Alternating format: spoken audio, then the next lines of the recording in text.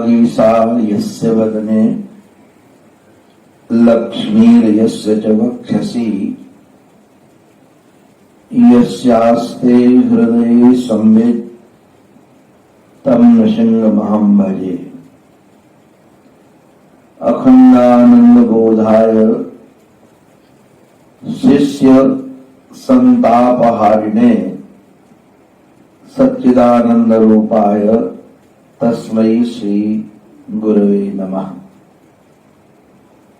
विश्वं दर्पण दृश्यमान नगरी तुल्यं निजान्तर्गतम् पश्यन्नात्मनि मायया बहिर्भूत भूतं यथा निद्रयः। यः साक्षात् कुरुते प्रबोध समये स्वात्मानमेवाद्वयम् तस्मै श्री गुरुमूर्तये नमः। श्री दक्षिणामूर्तये। बोलो भक्तवत्सल भगवान की, सद्गुरुदेव भगवान की, श्री वृंदावन बिहारी लाल की, श्री प्रहलाद जी महाराज की, होलिका महोत्सव की।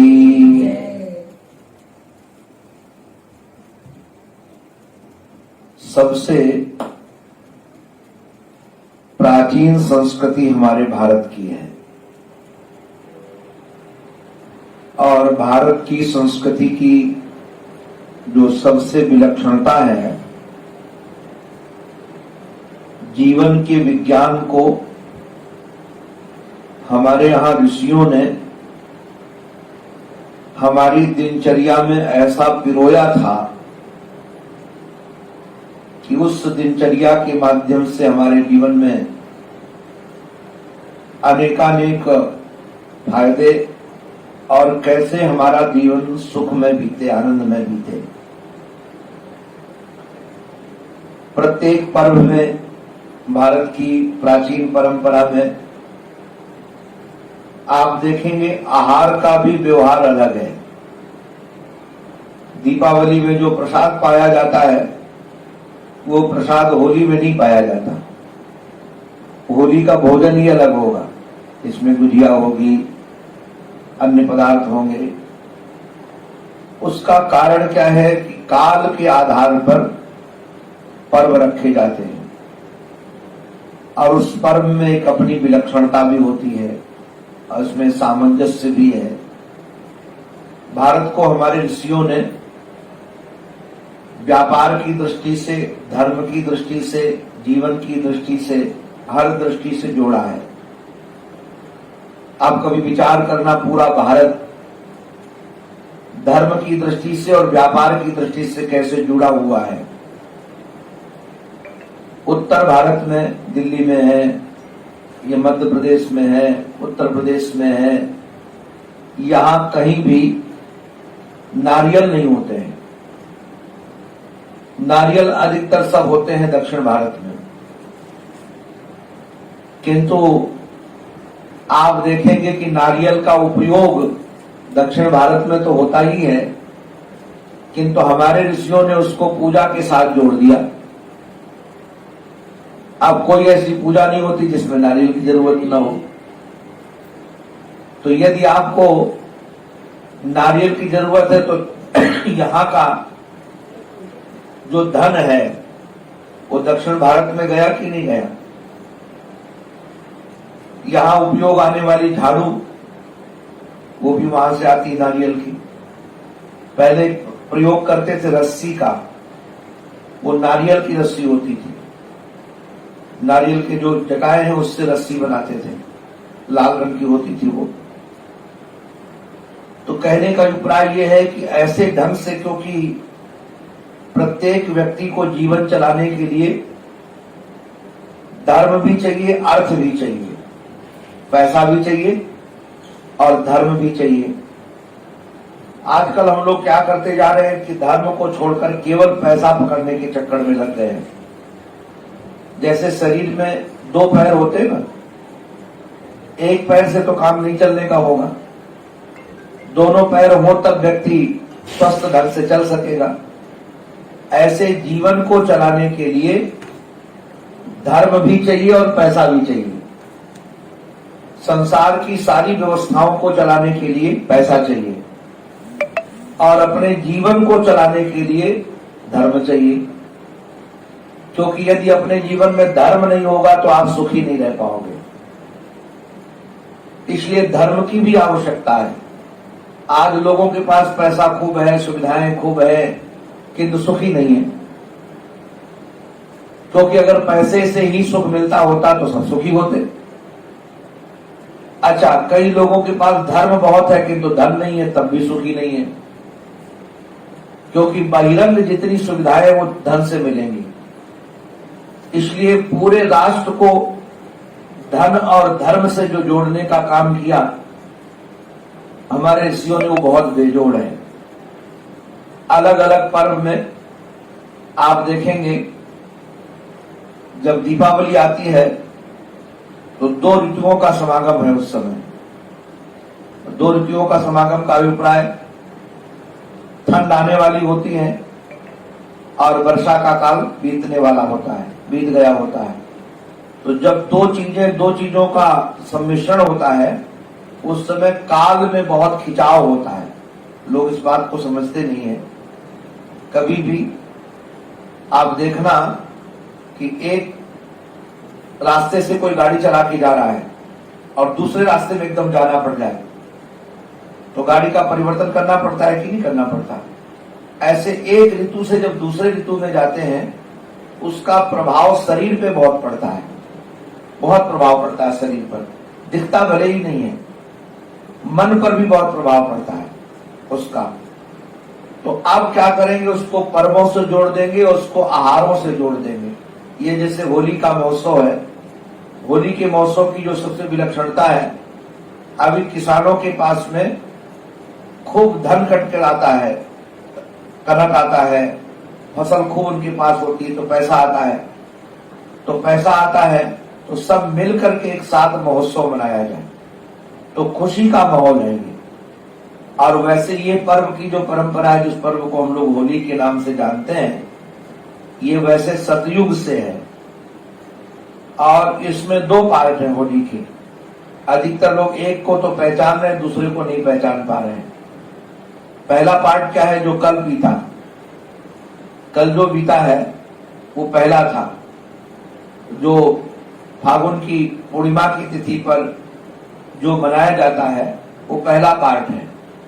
उस दिन होली जलाई जाती है और आज होली खेली जाती है। तो होली जलाने की परंपरा तो लगभग लोगों के यहाँ जाती जा रही है। और होली जो जलाते भी हैं आजकल एक नियम के आधार पर, तो दूसरों का सामान जला देंगे, रोड किनारे इकट्ठा करेंगे। कल मैं पहाड़गंज से गुजर रहा था, देखा था कि तख्ते उठा उठा के ले आए लोग। अब तख्ते होली में लगा दिए गए पूरे के पूरे, अब कोई निकाल तो सकता नहीं उससे भी एक बहुत विलक्षणता है। उस होली को जो जलाते थे पहले के समय, सारे उनके धुएं से और उसकी अग्नि से बहुत सारे कीटाणु जल जाते थे। तो कीटाणु जल जाएंगे तो स्वस्थ व्यक्ति रहेगा, आहूत किया जाता था। अच्छा, इसके पीछे जो इतिहास है वो समझने लायक है। श्री प्रहलाद जी के नाम से सब लोग परिचित हैं। भक्ति के 12 आचार्य हैं जो भक्ति का प्रचार प्रसार करते हैं। उसमें स्वयंभू माने ब्रह्मा जी महाराज, नारद, भगवान शंकर, स्वयंभू नारद शंभु, कुमार सनक सनंदन सनातन सनत कुमार, कुमार जनक, ये जो प्रहलाद, ये आचार्य हैं। और यमराज भी आचार्य है, यमराज भी भक्ति का आचार्य है। तो श्री प्रहलाद जी महाराज जो भक्ति के आचार्य हैं, इसमें दिखाया ये गया कि प्रहलाद का पिता ही प्रहलाद के विरोधी थे। अच्छा, जब रक्षक भक्षक बन जाए तो व्यक्ति कहां जाएगा? जब रक्षक भक्षक बन जाए, पिता तो रक्षक है, पिता तो जीवन देने वाला है, पिता तो व्यक्ति का विकास चाहने वाला है, किंतु पिता ही दुश्मन बन गया। और पिता दुश्मन बन करके उन्होंने जो प्रयोग किए प्रहलाद को मारने के, ऐसा दुनिया का कोई प्रयोग नहीं था जो प्रहलाद को मारने के लिए न किया हो। उन्होंने पहाड़ों से नीचे फेंका, ये ऊपर से नीचे आकर गिर जाएगा। समुद्र में डुबाने का प्रयास किया, हाथियों से कुचलाने का प्रयास किया, सर्पों जो जहरीले सर्प थे उनके बीच में पटक दिया प्रहलाद को, तो काट लेंगे तो ये मर जाएगा। जहर भी पिलाने का काम किया गया। ऐसा कोई प्रयोग नहीं था जो मारने का उसने न किया हो। और प्रहलाद जी महाराज की गलती इतनी थी कि जो प्रहलाद के पिताजी के भाई का हत्यारा था, क्योंकि वो तो हत्यारा मानते थे, प्रहलाद जी के जो चाचा जी थे वो हिरण्यकश्यप थे, और प्रहलाद जी के जो पिता थे वो हिरण्यकश्यप और उनके चाचा हिरण्याक्ष। तो जो हिरण्याक्ष के मरने के बाद उसकी लाश पड़ी थी, तो स्वाभाविक है ये भाई था, इसको लगा कि हमारे भाई का जो वध किया गया है वो हमारा भाई निर्दोष था। ध्यान रखना, आजकल यही होता है, जिससे हमारा प्रेम होता है वो तो हमको निर्दोष दिखता है, और जिससे हमारा प्रेम न हो उसमें बहुत सारे दोष दिखते हैं। अभी देख लो, जो जिस पार्टी का होता है ना, उस पार्टी के नेता उसको सब दूध के धुरे लगते हैं, और जो उस पार्टी का दूसरे पार्टी का होता लगता है उसमें दोष ही दोष भरे हुए हैं। तो ये किसी का दोष नहीं है। विलक्षणता ये है कि जहां प्रेम हो जाता है, प्रेम में दोष का दर्शन नहीं होता, और जहां द्वेष हो जाता है वहां सद्गुण का दर्शन नहीं होता, उसमें फिर कुछ गुण नहीं दिखते हैं। हमने कई बार देखा है, जिन सासों को बहुओं से द्वेष हो जाए तो आकर शिकायत करती, महाराज हमारी बहू तो धमाधम चलती है, उसको चलना भी उसका भाता नहीं है, बोलना भी नहीं भाता, उसके खाने का ढंग भी नहीं भाता। इसका अभिप्राय यह है कि हमको उनसे दुश्मनी हो गई है। जब इस संसार में, ध्यान रखना, कोई भी बहुत ज्यादा विचार मत करना कि निर्दोष दुनिया में कोई नहीं मिलेगा। भगवान में भी हम दोष गिना सकते हैं आपको, जीव के तो बात छोड़ दो, भगवान में हम 108 माला के दोष बता सकते हैं, कृष्ण में भी, राम में भी बहुत सारे दोष बता सकते हैं। तो दोष बताना कोई बड़ी बात नहीं है। तो ये सृष्टि कारण क्या है? ये सृष्टि 3 गुणों से बनती है, सतोगुण, रजोगुण और तमोगुण। ये 3 चीजों से, 3 से ही सृष्टि बनती है। तो जिसमें सतोगुण ज्यादा हो जाते हैं उसमें सद्गुण ज्यादा हो जाते हैं, और जिसमें रजोगुण ज्यादा हो जाते हैं उसमें, ध्यान रखना, उसमें सद्गुण और दुर्गुण दोनों मिश्रित ज्यादा होते हैं, बराबर बराबर की मात्रा में लगता है। किंतु जिनमें तमोगुण होता है वो अधिकतर दोष से बढ़ जाते हैं, उनके दोष बढ़े हुए होते हैं। तो अब ये चीजें बढ़ती बिगड़ती रहती हैं, ध्यान रखना। जैसे हमारे आपके शरीर में, सबके शरीर में 3 चीजें इस शरीर को आपके चलाती हैं। आपका जो शरीर है, कफ से, वात से और पित्त से, ये 3 चीजें शरीर को चलाती हैं। कफ भी, वात भी और पित्त। अगर तीनों में वैषम्य हो तो रोग पैदा हो जाते हैं, ध्यान रखना। आप ये चाहे कितना सोच लेना कि हमारे शरीर में कफ न रहे, बिना कफ के शरीर नहीं चलेगा, बिना पित्त के शरीर नहीं चलेगा, बिना वात के शरीर नहीं चलेगा। तो ये तीनों चीजें चाहिए। किंतु जब इनमें कोई एक चीज कुपित हो जाती है तो रोग पैदा हो जाते हैं। जैसे कफ कुपित हो गया तो 160 प्रकार के रोग पैदा होते हैं उससे, कफ कुपित होने से। वायु यदि कुपित हो जाए तो बहुत सारे रोग पैदा होते हैं। ऐसे पित्त कुपित हो जाए तो बहुत सारे रोग पैदा होते हैं। तो जो वैद्य होते थे हमारे यहाँ पहले, वो वैद्य लोग रोग का इलाज इन कफ वात पित्त से करते थे। और उसमें एक विलक्षणता क्या होती है, जो हमारी नाड़ी है शरीर की, वो नाड़ी की गति कफ और वात पित्त से बदलती रहती है। तो जैसे अब रुक रुक कर ऐसे ऐसे नाड़ी चलेगी तो जान जाएंगे इसमें कफ बढ़ा हुआ है, और कफ बढ़ने से उस पर कितने प्रकार के रोग हो सकते हैं वैद्य तुरंत अनुमान लगा लेता है कि ये रोग इसमें हो गया, ये रोग हो गया, ये रोग हो गया, तो कफ का शमन कर दिया जाए। आयुर्वेद का सिद्धांत ही है। ऐसे पित्त का है, ऐसे वायु का है। तो तीन ये कफ वात पित्त से हमारे आपके सबके शरीर चलते हैं। ऐसे जीवन को चलाने के लिए सतोगुण, रजोगुण और तमोगुण। सतोगुण ना हो तो किसी के हृदय में दया नहीं होगी, सतोगुण ना हो तो किसी से किसी की ममता नहीं होगी, ममता नहीं हो सकती। एक दूसरे से जो हम लगे रहते हैं इसमें भी सतोगुण है। तो ये गुण हमारे जीवन को चलाते हैं। तो जैसे कोई कहे कि हमारे शरीर में कफ वात पित्त एक भी नहीं है तो शरीर नहीं रहेगा, या केवल कफ कफ है तब भी शरीर नहीं रहेगा, पित्त पित्त है तब भी शरीर नहीं रहेगा। ऐसे हमारे जीवन को चलाने के लिए सतोगुण भी चाहिए, रजोगुण भी चाहिए और तमोगुण भी चाहिए। अच्छा, तमोगुण ना हो तो नींद नहीं आएगी। अब नींद ही नहीं आएगी तो व्यक्ति पागल हो जाएगा। और रजोगुण हो तो ना हो तो कुछ काम करने का मन ही नहीं होगा, कुछ काम करने का मन नहीं होगा, ऐसा लगे कि शरीर लेटा रहे, चुपचाप किसी से बात न करे। तो ये कम ज्यादा हो सकते हैं, ध्यान रखना, ये कम ज्यादा हो सकते हैं, किंतु बिल्कुल न हो ये संभव नहीं है। रजोगुण का कर्म आएगा, जो कर्म में प्रवृत्ति है। जैसे उदाहरण के लिए बच्चा जब होता है ना, तो बच्चे में रजोगुण बहुत बड़ा होता है, वो शांत से बैठ नहीं सकता है, और रजोगुण जीवन को बढ़ाता है। आजकल तो हमने सुना है कि जो बहुत बच्चे भागते हैं तो उनकी माता उनको दवा देती है थोड़ा शांति से बैठे।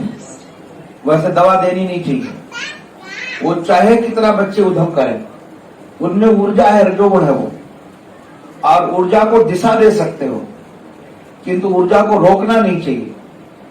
जैसे बच्चों को बांध देते हैं, कुछ दवा दे देते हैं, ये बच्चों के साथ अत्याचार है। बच्चों में जो ऊर्जा है काम करने की, उनको दिशा दे दो, उनको कप कापी पेन पकड़ा दो, उनको खिलौना पकड़ा दो। और आजकल तो मोबाइल तो बिल्कुल नहीं पकड़ाना चाहिए। ये जो मोबाइल पकड़ा देती है ना माता है ऊर्जा, वो गलत दिशा है। मोबाइल बच्चे को देना उसके जीवन में स्लो पॉइजन देना है। अब लोग इस बात को समझते नहीं है। उसका कारण क्या है, स्लो पॉइजन क्यों देना है? हमको डॉक्टरों ने बताया कि लेट्रिन के सीट में जितने बैक्टीरिया नहीं होते उससे ज्यादा मोबाइल में होते हैं। मोबाइल की जो उस ब्रेन जो पकड़ती कीटाणुओं को, और बच्चे उसको पास में लाकर देखते हैं तो उनके नासिका के माध्यम से वो उनके किडनी पर प्रभाव डालते हैं, उन पर हार्ट पर प्रभाव डालते हैं, उनके लंग्स पर प्रभाव डालते हैं, क्योंकि उतने मजबूत तो उनके हैं, बच्चे हैं वो।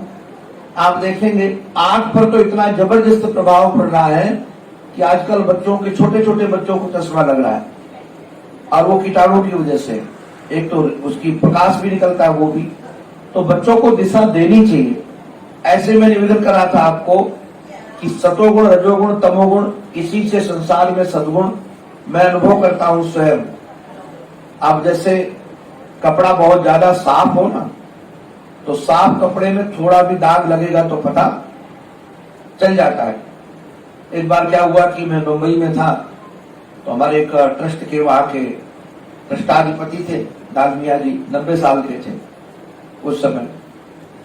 तो उन्होंने कहा कि महाराज जी आपको कोलेस्ट्रॉल हो गया है। हमको पता चला, हमने कहा हाँ। तो उन्होंने कहा कि हम वैष्णो देवी जाते हैं, वहां एक लहसुन मिलता है, एक आक्षी, तो मैं लाता हूं लहसुन, और वो लहसुन आप खाया करो। तो हमने चालू कर दिया, सुबह सुबह एक लहसुन निगल लेते थे। आज से 20 साल पहले की बात है।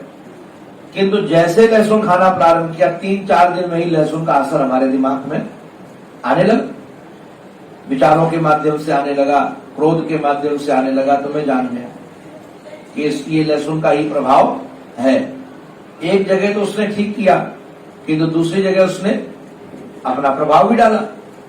तो ये रजोगुण, तमोगुण आहार से भी पता चलता है।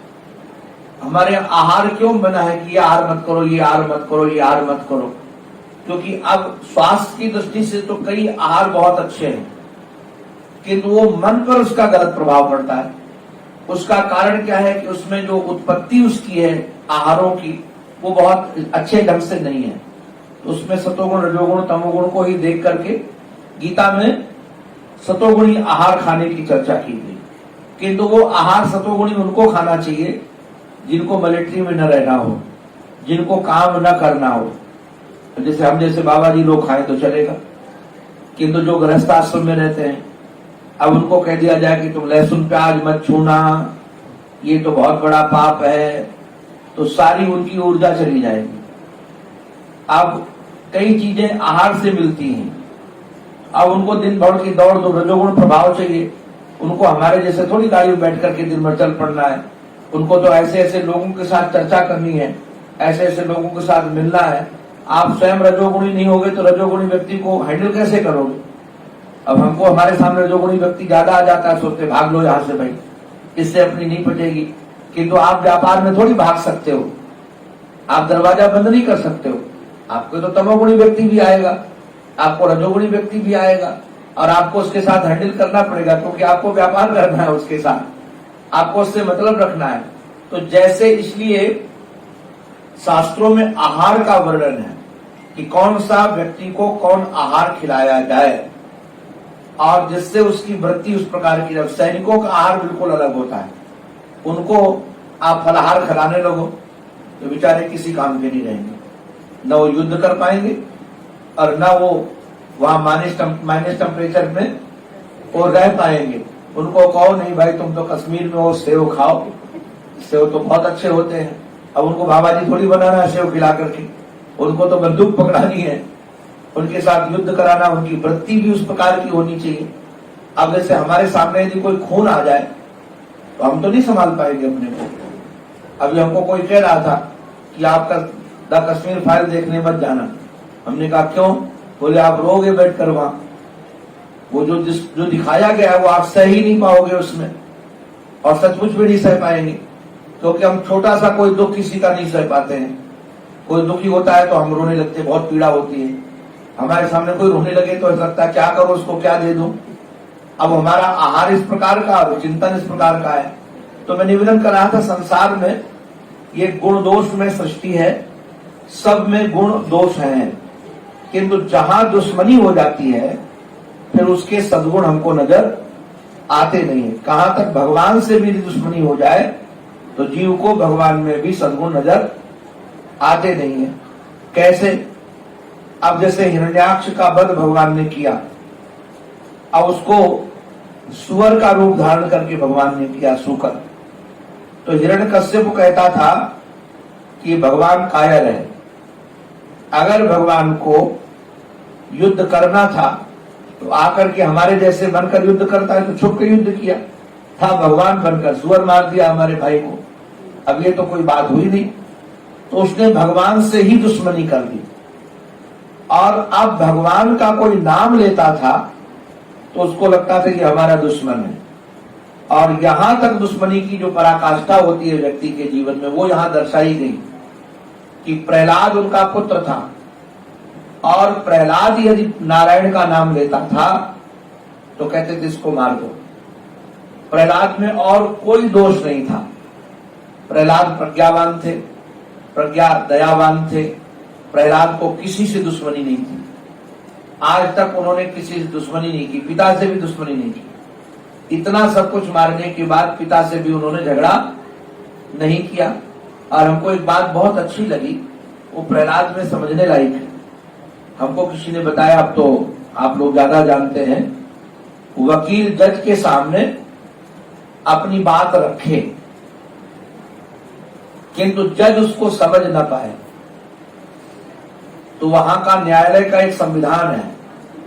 संविधान ये है कि वकील ये नहीं कहेगा कि आप समझ नहीं पा रहे हो हमारी बात, वकील ये कहेगा कि हम आपको अपनी बात समझा नहीं पा रहे हैं। देखो एक नियम है, जज पर हम आरोप नहीं लगा सकते कि तुम हमारी बात समझ पा नहीं रहे हो, तुम्हारी बुद्धि कमजोर है, ऐसा तो कैसे कहेंगे। ये तो जज का अपमान हो जाएगा। अब वो जज यदि नहीं समझ पाता है तो वकील कहता है कि हम अपनी बात आपको समझा नहीं पा रहे हैं, तो हम दोबारा ढंग से रखते हैं और शायद समझा सके। तो अभिप्राय क्या होता है कि उसको अपने ऊपर दोष मानना पड़ता है। वो ये नहीं कहता कि तुम्हारी बुद्धि कमजोर है, तुम बात नहीं समझ पाए, ये तो आरोप हो गया। ऐसे ही अपने से बड़े के सामने कोई बात रखनी हो तो प्रहलाद जी महाराज यही कहते थे कि पिताजी, हम अपनी बात आपको समझा नहीं पा रहे हैं, किंतु जिस बात को हम जी रहे हैं हमको बिल्कुल यथार्थ लगती है। उसके बाद भी प्रहलाद के साथ बहुत बड़े बड़े अत्याचार हुए। अगर प्रहलाद जी के अत्याचार की कथा सुनाए तो कम से कम 100 साल लगेंगे, इतने अत्याचार हुए। ये तो एक दो चार का नाम ले दिया जाता है। दुनिया का ऐसा कोई अत्याचार नहीं था जो प्रहलाद पर न किया गया हो, किंतु प्रहलाद उस अत्याचार से कभी दुखी नहीं होते थे और कभी किसी को दोष नहीं देते थे। ध्यान रखना, भक्त की जो दृष्टि होती है वो दोष भरी नहीं होती है, निर्दोष होती है। भक्त को यदि कोई कष्ट होता है तो ये नहीं कहता है कि भगवान ने गलत किया है, उसको यही लगता है कहीं ना कहीं मेरे से गलती हुई है, क्योंकि भगवान तो गलत कर सकते नहीं। जैसे मैंने अभी कहा कि वकील ये नहीं कह सकता कि जज साहब तुम समझ नहीं पाए। ऐसे भक्त को लगता है कि भगवान कभी गलत कर सकते नहीं है। क्यों नहीं कर सकते? क्योंकि उनको सब कुछ हमारा पता है और हमारा हित किसमें ये भी पता है।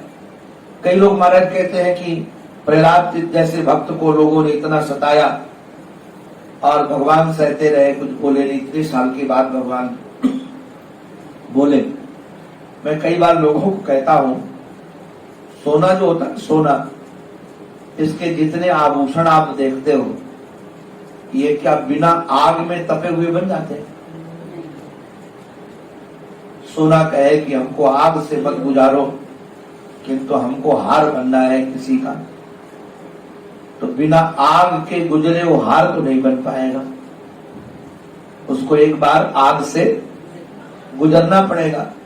इसलिए अब भगवान का हार बनना हो किसी को तो बिना क्या परिस्थितियों से गुजरे वो निकल जाएगा। उसको परिस्थितियों से गुजरने की तैयारी होनी ही चाहिए। इसलिए जीवन में जितने देखो, जितने भक्त हुए हैं, अब भक्तों का जीवन देख लो। पांडवों के पास जीवन में कम विपत्ति थी क्या? अगर आपको कुंती बुआ की विपत्ति सुनाने लगे तो आप रोने लगोगे। इतनी परिस्थिति से गुजरी है कुंती बुआ, वो कोई सामान्य परिस्थिति नहीं थी उसके जीवन की। अभी नाबालिग थी और बच्चा हो गया, बाप कोई पता नहीं, किसी को बता सकती नहीं। अब उस बच्चे को छोड़ना पड़ा, टोकरी में भर के किसी को बता भी नहीं सकती है, ममता को छुपाना पड़ा। उसके बाद जहां ब्याह हुआ वो भी पांडु रोगी थे और बाद में उस पति को तुम्हारा श्राप लगा था कि कामासक्त होकर के यदि कभी भी स्त्री का स्पर्श करेगा तो मर जाएगा। अब कौन सा सुख कुंती को मिला? उसके बाद शास्त्रीय विधा के आधार पर उन्होंने पुत्र तो पहले उत्पन्न किया। अब पांडु को तो पुत्र हो नहीं सकते थे, महाभारत में वर्णन है, पांडु को पुत्र नहीं हो सकते थे।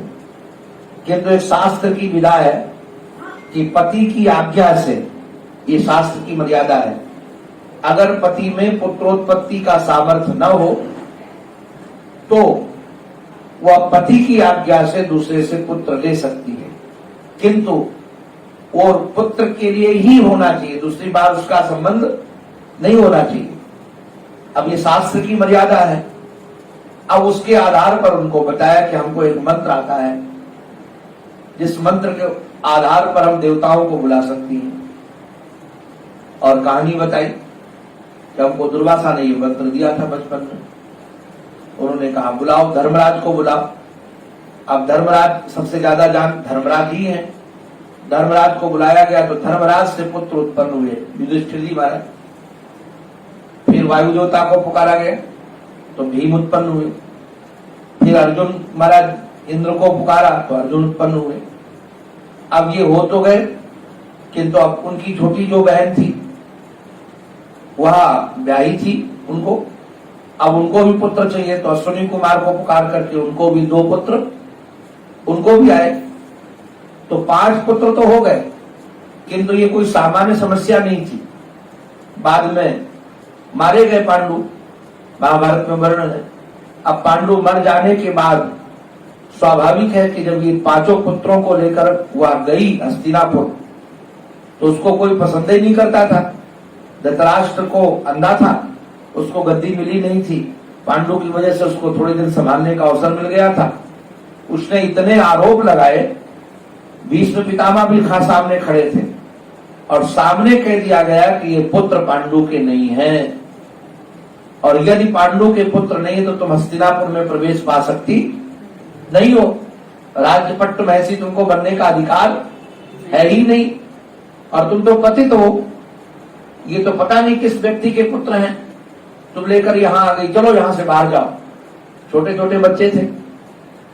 आपको होता है पांडु का जो संस्कार किया हस्तिनापुर से कोई नहीं गया, भीष्म पितामह भी नहीं गए, कोई विदुर आदि कोई गया ही नहीं, उसने अकेले संस्कार करवाया सब बच्चों से। और उसके बाद जब ऐसा प्रश्न चिन्ह खड़ा कर दिया गया तो किसके सामने, तो फिर उसने कहा कि रुको, हम प्रार्थना करते, तो देवताओं ने आकर के कहा कि हमने पुत्र इनको दिए हैं संकल्प से। तब सब मौन हो गए, शास्त्रीय विधा को कौन मना कर सकता था, और वो पांडु के ही पुत्र कहलाएंगे। उसका नाम क्षेत्रज पुत्र होता है, क्षेत्र उनका है, इसलिए क्षेत्रज पुत्र के नाम से जाने जाएंगे। तो मैं निवेदन इतना ही करा था, पूरे जीवन भर कुंती ने संघर्ष किया, पूरे जीवन भर पीड़ा सही। उसका परिणाम क्या हुआ कि परमात्मा उनके साथ रहे। उसका परिणाम यह है कि परमात्मा उनके साथ रहे, और उनका जो जीवन बीता बाद का सीधे भगवत धाम गई। तो कई बार हम लोग क्या देखते हैं कि कष्ट भरा जीवन देख करके व्यक्ति विचलित हो जाता है, किंतु जो भक्त होता है वह कष्ट काल में कष्ट न मानकर कष्ट का पाठ मानता है। अब उसको आप कैसे समझोगे? जैसे कोई है बहुत अमीर, किंतु रंगमंच पर वो गरीब का पाठ करे, तो अपने को गरीब मानेगा कि अमीर मानेगा? जब तक पाठ करेगा तब तक तो गरीब मानेगा वो, किंतु बाद में वो गरीब रहेगा क्या? पाठ काल में तो लगता है, क्योंकि अगर वो पाठ काल में अपने को नहीं जिएगा पाठ को। हमने एक बार किसी हीरोइन से पूछा, उसने किसी विधवा का पाठ किया था भारत की प्रसिद्ध बंबई में, तो हमने कहा कि विधवा का पाठ किया तुमको? बोले मैं उस समय सोचती थी मैं सचमुच में विधवा हूं, ब्याह हुआ नहीं है। क्योंकि जब तक उस पाठ को व्यक्ति जिएगा नहीं तब तक उसके चेहरे में और उसके व्यवहार में पाठ आने वाला नहीं है। तो ये महापुरुष लोग जितने हैं इस प्रकार के पाठों को वो अभिनय ही मानते हैं कि हमको ये पाठ मिला है। तो श्री प्रहलाद जी महाराज के जीवन का जो पाठ था, प्रहलाद का शब्द का अर्थ है प्रहलाद। शब्द का अर्थ क्या? प्र उपसर्ग है और हा उसके बाद लाद शब्द है, लाद बनता है ना, हा और ला मिला करके। इसका अर्थ होता है प्रकृष्ट लाद। प्रकृष्ट लाद का अभिप्राय प्रकृष्ट आनंद, जो प्रकृष्ट आनंद है उसी का नाम प्रहलाद है। तो प्रकृष्ट आनंद का अभिप्राय बाहर से उनके जीवन में भले ही परिस्थितियां दिखती हैं, किंतु अंदर से वो बहुत शांत है, अंदर से बहुत आनंद में है। तो प्रहलाद के लास्ट में जो भी फागुन का महीना चल रहा था, आज तो अपना मास बदल गया, तो इसकी जो पूर्णिमा के दिन प्रहलाद जी की एक बुआ थी, जिस बुआ का नाम था होलिका, और उसको इष्ट ने प्रसन्न होकर उसको एक चादर दी थी, और वो चादर साल था, वह ओढ़ करके आग में बैठ जाए तो आग उसको जला सकती नहीं थी। उसने अपने भाई को कहा, इस बच्चे को तुम मार नहीं पाते हो, हाथियों से भी कुचलाया, इसको जहर भी पिलाया कि तो मैं इसको मार दूंगी, मैं इसको मार दूंगी। बड़ा खुश हुआ, लकड़ियों का ढेर लगाया गया और लकड़ियों का ढेर लगाने के बाद वो चादर ओढ़ करके बैठ गई। तो अब संयोग ये था कि चादर ऐसे ओढ़ी कि गोद में प्रहलाद को ली थी, चादर के बाहर थे प्रहलाद। किंतु हुआ क्या, उसको पता ही नहीं चला बाबरी को, ये तो भगवान की लीला है। पीछे का चादर उड़ा और प्रहलाद को ढक दिया। अब जैसे उड़ कर बैठी किरण, अभी पीछे से उड़े तो पीछे से उड़कर सामने बालक पर आ जाएगा, वो तो ढक गया और उसको लगा कि आग की लपटें हो रही हैं, तो प्रहलाद तो बच गए और वो जल गई। प्रहलाद बच गए किंतु वो जल गई। दिखाना ये चाहते हैं कि दूसरों को जलाना चाहता है वह स्वयं जल जाता है। और उसके बाद जैसे जली तो जितने भक्त प्रहलाद के मित्र थे खूब उत्सव किए, खूब नाचे गाए, क्योंकि प्रहलाद बच गए। किंतु दूसरे दिन सुबह का नियम क्या होता है, जो होलिका होती है, जहां होली जलाई जाती है, तो बच्चे नाचते गाते जाते हैं वहां पर, उसको वहां की राख उड़ाते हैं, वहां की राख उड़ाई जाती है, उसको धुरेठी बोला जाता है। धुरेठी में और फिर नाचते गाते हुए एक दूसरे के ऊपर लगा के आते हैं। फिर शाम, ये गांवों का यही नियम है अभी भी। और यहाँ तो सुबह सुबह रंग खेल करके अपना काम पूरा कर लेते हैं लोग शहरों में, वहां गांव में सुबह धुरेठी उड़ाते हैं और शाम को सब मंडलियां बैठती हैं, गाने वाले लोग बैठेंगे, एक तरफ से वो गाएंगे होली, एक तरफ से वो गाएंगे और बच्चे फिर खूब गुलाल उड़ाएंगे, रंग उड़ाएंगे। सुबह गुलाल रंग नहीं उड़ता है, सुबह तो धूल उड़ती है। और आजकल तो थोड़ा और भी बदमाशी लोग करते हैं, कीचड़ उड़ाते हैं। सुबह के टाइम कीचड़ और धूल लगाते हैं, शाम को रंग और लगाते हैं, गुलाल लगाते हैं। तो ये वैसे तो एक भक्त के विजय का महोत्सव है। ये जो होली का महोत्सव है एक भक्त के विजय का, क्योंकि उसको कोई जला नहीं पाया और जो जलाना चाहता था वो स्वयं जल गया। तो हम ये कहें कि भागवतोत्सव है, ये भागवत का एक उत्सव है। भागवत माने भक्त, उसी को इसलिए पूरे सब जगह, दोनों जगह, अवध में भी और ब्रज में, हमारे ब्रज में सबसे ज्यादा होली मनाई जाती है। उसका कारण क्या है, ब्रज में प्रेमी लोग ज्यादा हैं, तो ब्रज में आपको दीपावली उतनी नहीं मनाई जाती।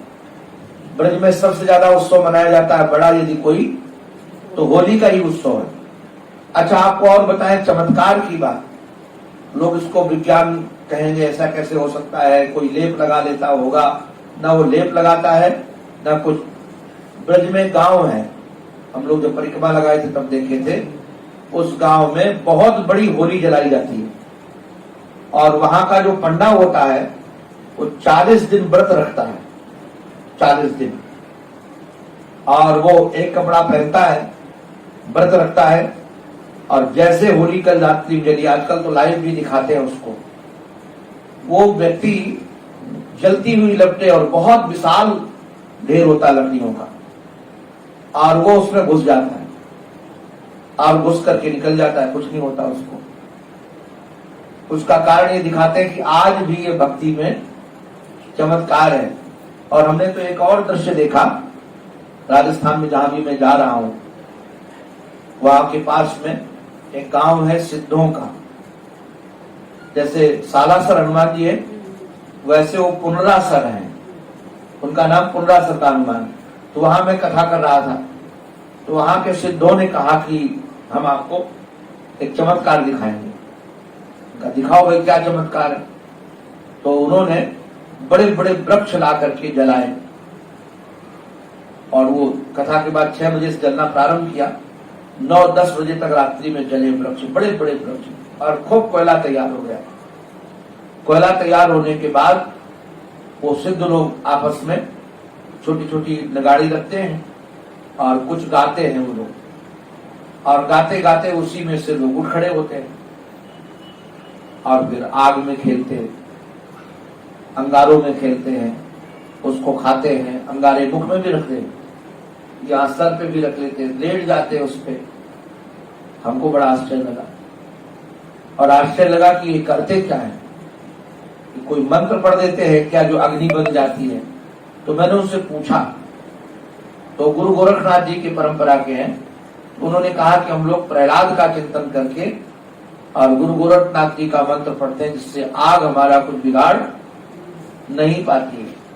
तो मंत्रों में ये सामर्थ्य है, मंत्रों में ये सामर्थ्य है कि आग को, पानी को, तूफान को भी रोकने का सामर्थ्य है। तो भक्त के जीवन में ये मंत्र अपने आप आ जाते हैं। तो ये सचमुच में जो महोत्सव है, ये होली का महोत्सव प्रेम विजय का महोत्सव है। किंतु प्रेम विजय में एक सबसे बड़ी बात बताए, प्रेमी किसी से दुश्मनी नहीं मानता। अच्छा देखो, एक उदाहरण से आपको समझाएं हम। आपके घर में दो बच्चे हैं और दोनों आपस में बहुत लड़ते हैं। मैं ऐसे उदाहरण दे रहा हूं, आप लोग ने समझना कि ये दोनों बच्चे लड़ते हैं, तो लड़ते ही नहीं, आपस में बहुत लड़ते हैं। किंतु जो छोटा वाला है वो बहुत चंचल है और अपराध चालू वही करता है, छेड़ता वही है। और बड़ा वाला बच्चा शांत है। कई बार छोटा वाला बड़े को मारता भी है और बड़ा वाला चुपचाप सह लेता है। कई बार बड़ा वाला भी छेड़ता है उसको, किंतु सह लेता है वो। अब कौन सही है कौन गलत है ये तो बात की बात है। मां किसके साथ खड़ी होगी, जो सहता है या जो मारता है? पक्का उसी के साथ खड़ी होगी। और कई बार ये मत समझना कि जो सहता है वो कुछ करता नहीं है। हमने कई बार देखा है कि सहने वाले लोग छेड़ देते हैं, उकसा देते हैं उसको, और बाद में संपत्ति मम्मी की भी पापा की उसी के साथ होती, जो पिटता है अधिकतर उसी के साथ संपत्ति होती है। तो कई बार ऐसा होता है कि ऐसा क्यों करते हैं मम्मी पापा, कम से कम समझे तो सही गलत कौन है, बिना गलत समझे उसका साथ दे देते हैं। ये नियम है प्रकृति का कि जो सहता है उसके साथ भगवान हो जाते हैं। जो सहता है, क्योंकि भगवान के बच्चे तो दोनों उनके हैं, दोनों बच्चे भगवान के हैं, अच्छे वाले भी और बुरे वाले भी। किंतु भगवान हो जाते हैं जो सहता है। और श्री प्रहलाद जी महाराज सहते थे, वह कोई प्रतिकार नहीं करते थे। इसलिए गीता में भगवान ने एक बात बहुत सुंदर कही, सहनम सर्व दुखानाम अप्रतिकार पूर्वकम। किंतु भाई ध्यान रखना, ये नियम सबके लिए नहीं है। कोई भी कानून सबके लिए नहीं होता है। आप लोग भ्रांति ने पाल लेना, जो कानून सैनिक का होता है वो हमारा नहीं है। सैनिक का कानून अलग है। आप जरा विचार करो, बॉर्डर पर कोई आतंकवादी आए तो सैनिक उसको मार देगा तो उसको इनाम मिलेगा, और छोड़ देगा तो उसको दंड मिलेगा। किंतु यदि ये काम हम करने लगे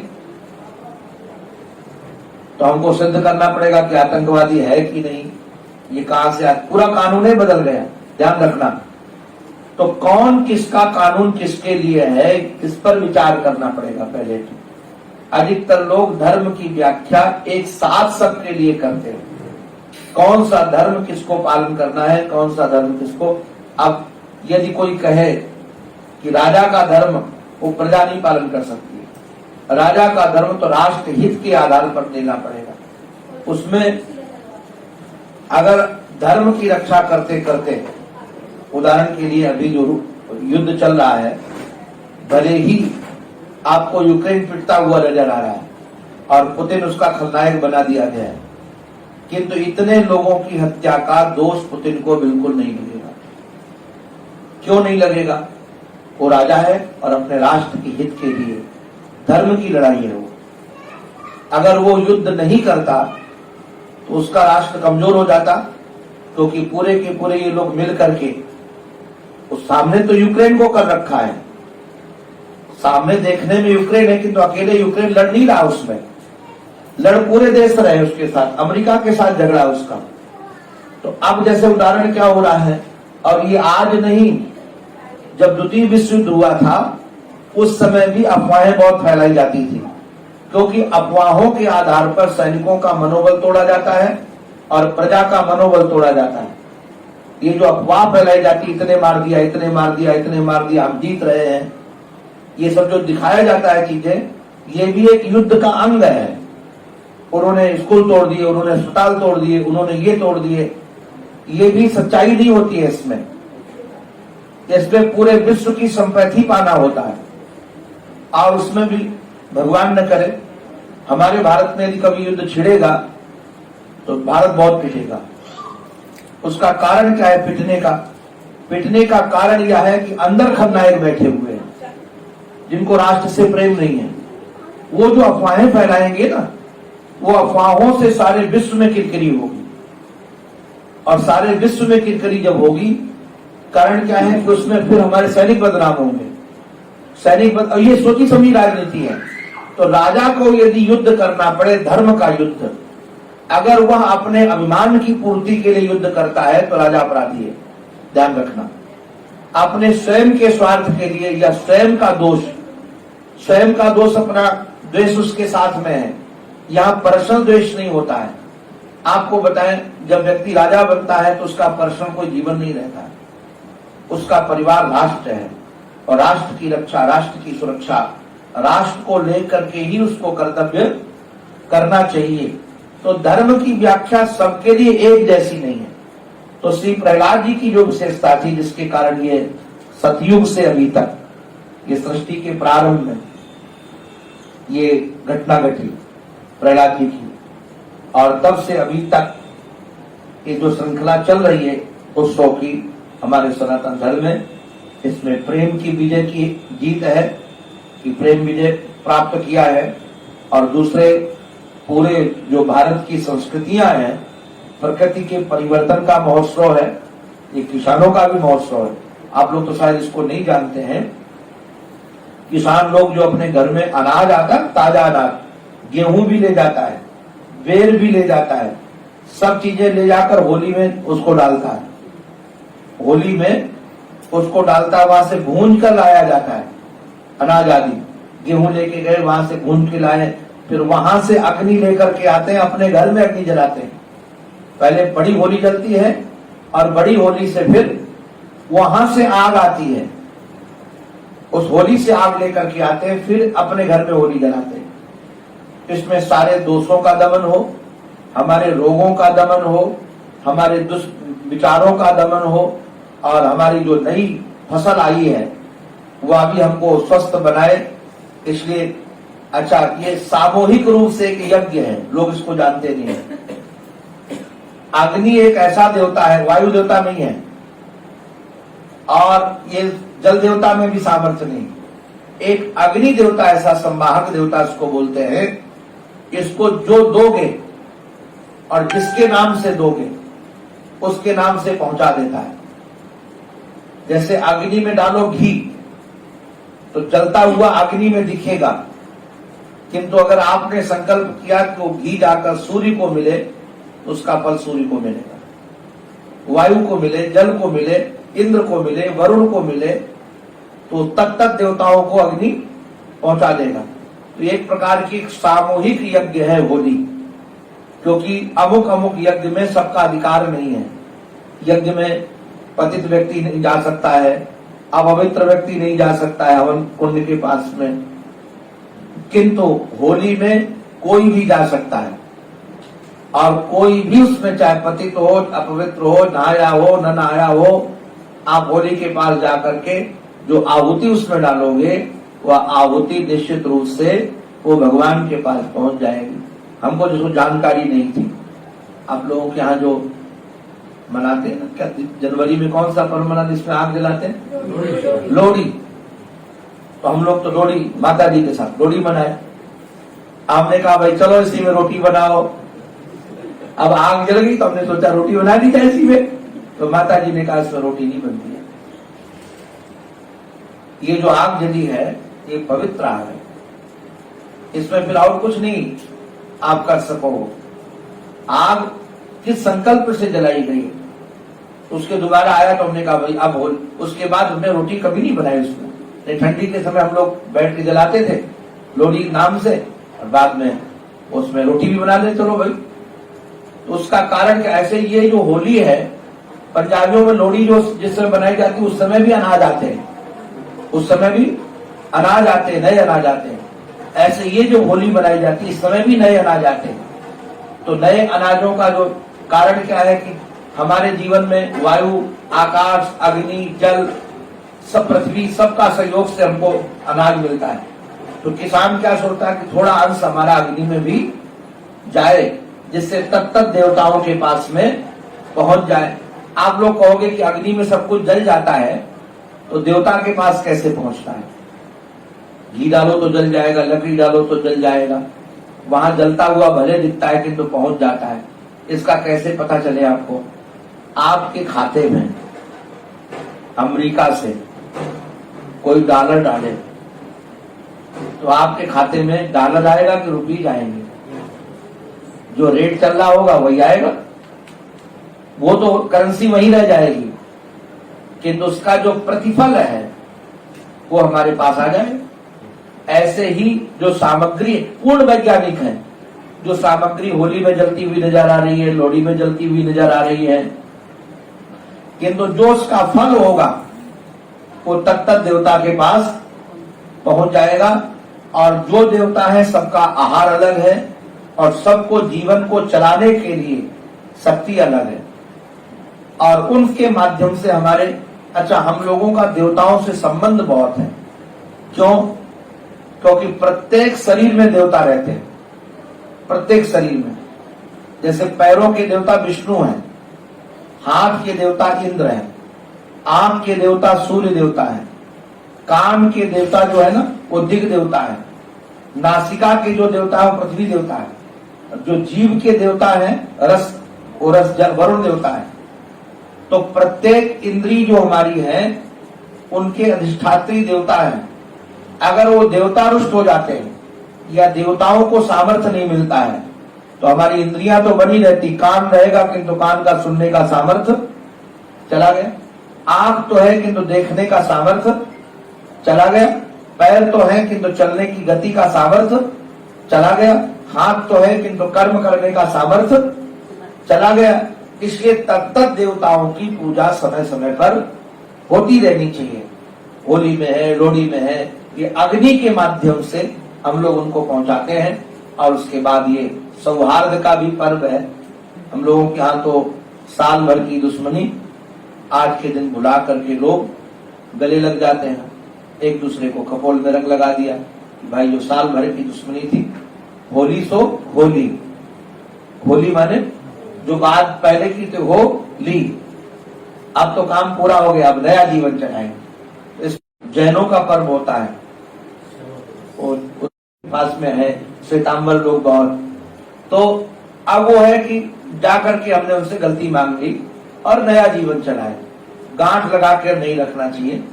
और ये होली आदि पर्व इसीलिए पर्व आनंद के पर्व हैं और सुख के पर्व हैं, रंगों के पर्व हैं। इन पर्वों में अपने अनेक अनेक रंग के लोग, अनेक अनेक स्वभाव के लोग मिलकर के होली मनाते हैं। आप भी सब खूब इसी प्रकार से होली मनाएं। अपने जितने दोष, दुख, अशांति सबको कहो कि होली में जल जाओ। अब तो नया रंग लेकर निकलेंगे, हम नए रंग खेलेंगे। आप सबको होली का बहुत बहुत आशीर्वाद भी और आज बधाई भी। आप सबके जीवन में होली नए नए रंग लेकर के आए और आप सब उन रंगों का आनंद लीजिए, ये ईश्वर से प्रार्थना है।